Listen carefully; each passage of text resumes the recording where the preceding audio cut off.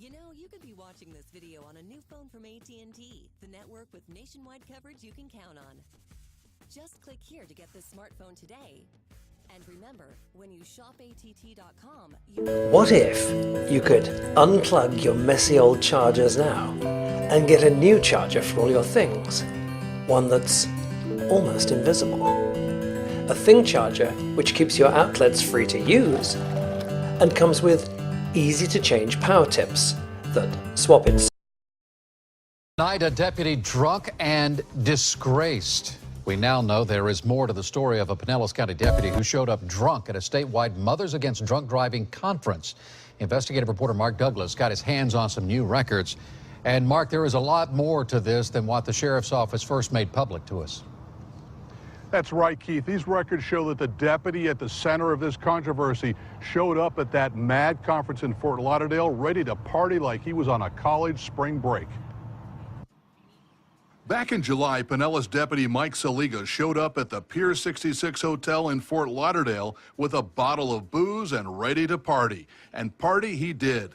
Last month, Gulfport's police chief told me he bumped into Saliga moments before a hotel banquet. I approached him and I said, "You probably don't want to be here. This isn't appropriate."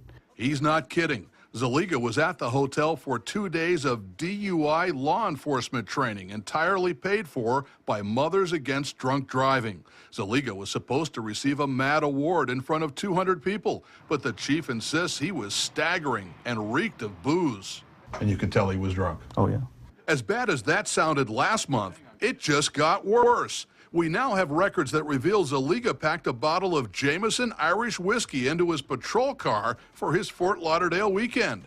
He signed in for DUI training that Friday, but skipped out after the first break along with 2 other deputies, poured some scotch and proceeded to play cornhole in the courtyard while hundreds of other cops attended DUI training.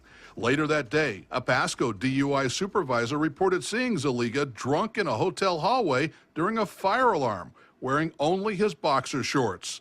When the Gulfport chief raised a stink before the banquet, Saliga's supervisor ordered him back to his room. Saliga didn't get to pick up his award for making 100 DUI arrests.